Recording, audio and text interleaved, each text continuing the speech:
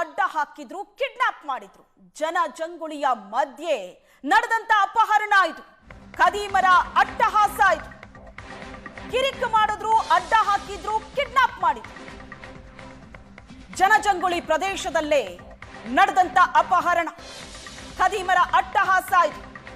ಮಂಗಳೂರಿನಲ್ಲಿ ನಡೆದಂತ ಕಿಡ್ನಾಪ್, ಚಿನ್ನದ ಗಟ್ಟಿ ಕಸಿಯೋದಕ್ಕೆ ಕಿಡ್ನಾಪ್ ಮಾಡಿದ್ದಾರೆ ಆಗಂತುಕರು. ಬೈಕ್ನಲ್ಲಿ ಚಿನ್ನದ ಗಟ್ಟಿಯನ್ನ ಮುಸ್ತಾಫ್ ತೆಗೆದುಕೊಂಡು ಹೋಗ್ತಾ ಇದ್ದ. ಬೈಕು ಕಾರ್ನಲ್ಲಿ ಬಂದು ಖದೀಮರು ಅಡ್ಡ ಹಾಕಿದ್ದಾರೆ.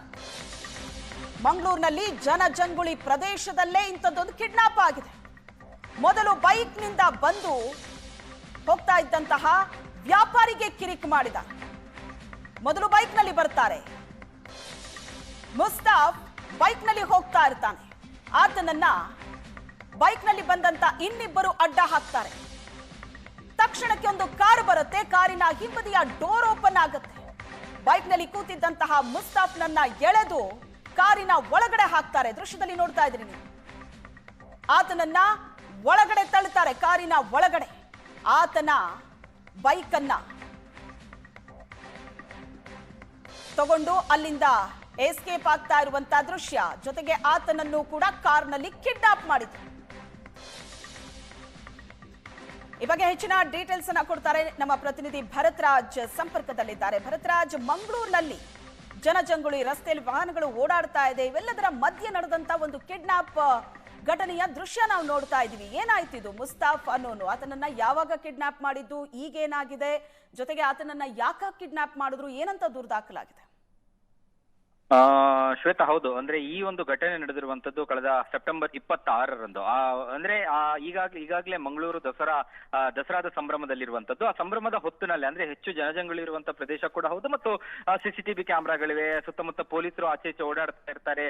ಏನ್ ನಿರ್ಜನವಾದಂತ ಪ್ರದೇಶ ಏನು ಕೂಡ ಅಲ್ಲ. ಅಂತಹ ಪ್ರದೇಶದಲ್ಲಿ ಏಕಾಏಕಿಯಾಗಿ ಮೊದಲಿಗೆ 2 ಜನ ಟೂ ವೀಲರ್ ನಲ್ಲಿ ಬಂದಂತವ್ರು ಆತನನ್ನ ಅಡ್ಡಗಡ್ತಾರೆ. ಅಡ್ಡಗಟ್ಟಿ ಆತನನ್ನ ಯಾಕೆ ವಾಹನಕ್ಕೆ ತಾಗಿಸ್ತಿ ಅನ್ನುವಂಥದ್ದನ್ನು ಮುಸ್ತಫಾ ಜೊತೆ ತಗಾದೆಯನ್ನು ತೆಗಿತಾರೆ. ಆ ಸಂದರ್ಭದಲ್ಲಿ ಮತ್ತೆ ಒಂದು ಕಾರ್ನಲ್ಲಿ ಬಂದು ಆತನನ್ನ ಕಿಡ್ನಾಪ್ ಮಾಡ್ಕೊಂಡು ಹೋಗಿರುವಂತದ್ದು. ಇದಕ್ಕೆ ಕಾರಣ ಆಗಿರುವಂತದ್ದು ಒಂದು 1650 ಗ್ರಾಮ್ ಒಟ್ಟು ಆ ಒಂದು ತೂಕದ ಒಂದು ಚಿನ್ನ ಏನಿತ್ತು, ಆ ಚಿನ್ನದ ಗಟ್ಟಿಯನ್ನ ಮುಸ್ತಫಾ ಹಂಪನಕಟ್ಟೆಯ ಒಂದು ಸಿಬ್ಬಂದಿ ಆಗಿರ್ತಾನೆ, ಒಂದು ಚಿನ್ನದ ಅಂಗಡಿದ್ದು. ಅಲ್ಲಿಂದ ಇದನ್ನ ರಥಬೀದಿಯಲ್ಲಿ ಅಂದ್ರೆ ಅಲ್ಲಿ ಹೆಚ್ಚು ಕಾರ್ ಶೀಟ್ ನಲ್ಲಿ ಹೆಚ್ಚು ಈ ರೀತಿಯಾದಂತಹ ಆಭರಣ ತಯಾರಿಕೆಯ ಸಂಸ್ಥೆಗಳಿರುವಂತದ್ದು. ಹಾಗಾಗಿ ಅಲ್ಲಿಗೆ ತೆಗೆದುಕೊಂಡು ಹೋಗಿ ಅದನ್ನ ಮೂಲ ಚಿನ್ನವಾಗಿ ಅಂದ್ರೆ ಬೇರೆ ರೀತಿಯಲ್ಲಿ ಡಿಸೈನ್ ಮಾಡ್ಲಿಕ್ಕೋಸ್ಕರ, ಪರಿವರ್ತನೆ ಮಾಡ್ಲಿಕ್ಕೋಸ್ಕರ ಅದನ್ನ ತೆಗೆದುಕೊಂಡು ಹೋಗ್ಲಾಗ್ತಾ ಇತ್ತು.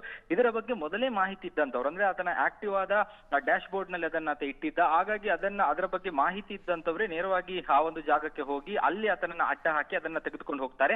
ಆ ಬಳಿಕ ಪಾಂಡೇಶ್ವರ ಗೋರಿಗುಡ್ಡೆ ರಸ್ತೆಯಾಗಿ ಮಂಗಳೂರಿನ ಉಳ್ಳಾಳ ಭಾಗಕ್ಕೆ ತೆರುವಂತ ಎಕ್ಕೂರು ರಾಷ್ಟ್ರೀಯ ಹೆದ್ದಾರಿ 66 ಏನಿದೆ, ಆ ಒಂದು ಜಾಗದಲ್ಲಿ ಆತನನ್ನ ತಡೆಗಟ್ಟಿ ಅಲ್ಲಿ ಆತನನ್ನ ಮುಸ್ತಫನನ್ನ ಇಳಿಸಿ ಆ ಬಳಿಕ ಆತನ ವಾಹನ ಏನಿತ್ತು ಅಲ್ಲಿಂದ ಚಿನ್ನವನ್ನ ಕಾರ್ನಲ್ಲಿದ್ದಂತವರಿಗೆ ಕೊಡ್ತಾರೆ. ಅಲ್ಲಿಂದ ಈಗ ತೆಗೆದುಕೊಂಡು ಹೋಗಿರುವಂತದ್ದು. ಸದ್ಯಕ್ಕೆ ಪೊಲೀಸರು ಪ್ರಕರಣವನ್ನ ದಾಖಲಿಸಿ ತನಿಖೆಯನ್ನು ನಡೆಸ್ತಾ ಇದ್ದಾರೆ. ಅಂದ್ರೆ ಇದರಲ್ಲಿ ಯಾರ ಕೈವಾಡಗಳಿರಬಹುದು, ಅಂದ್ರೆ ಇದು ಕೇವಲ ಒಂದು ಪ್ರೀ ಪ್ಲಾನ್ಡ್ ಆಗಿ ಮೊದಲೇ ನಿಯೋಜಿತವಾಗಿ ಇದನ್ನ ಮಾಡಲಾಗಿತ್ತ, ಇದರಲ್ಲಿ ಯಾರ್ದಾದ್ರೂ ಬೇರೆಯವರ ಕೈವಾಡಗಳಿದೆಯಾ, ಅಥವಾ ಇಲ್ಲಿ ಏನ್ ನಾಪತ್ತೆ ಆದಂತ ಅಥವಾ ಕಿಡ್ನಾಪ್ ಒಳಗಾದಂತ ವ್ಯಕ್ತಿ ಏನಿದ್ದಾರೆ ಅವರಿಗೆ ಏನಾದ್ರೂ ಸಂಪರ್ಕಗಳಿದೆಯಾ ಅನ್ನುವಂಥದ್ರ ಬಗ್ಗೆ ಕೂಡ ಟ್ರೇಸ್ ಮಾಡ್ಲಾಗ್ತಾ ಇದೆ. ಒಟ್ಟು ಹಲವು ಆಯಾಮಗಳಲ್ಲಿ ಈಗಾಗಲೇ ಪೊಲೀಸರು ತನಿಖೆಯನ್ನು ನಡೆಸ್ತಾ ಇದ್ದಾರೆ.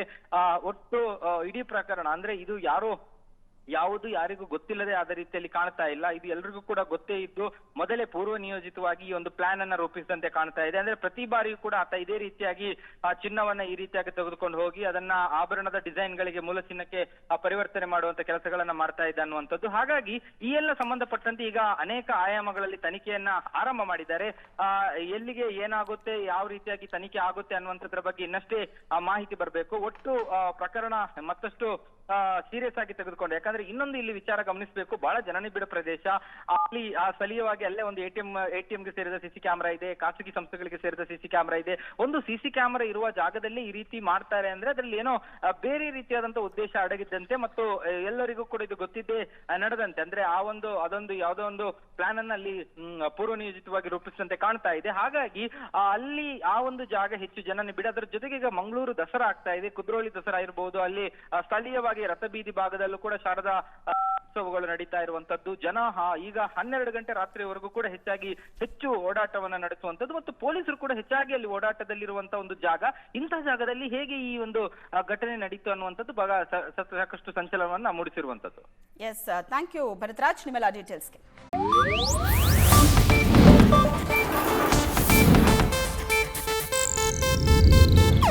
ಇದು ಏಷ್ಯಾನೆಟ್ ನ್ಯೂಸ್ ನೆಟ್ವರ್ಕ್ ಪ್ರಸ್ತುತಿ.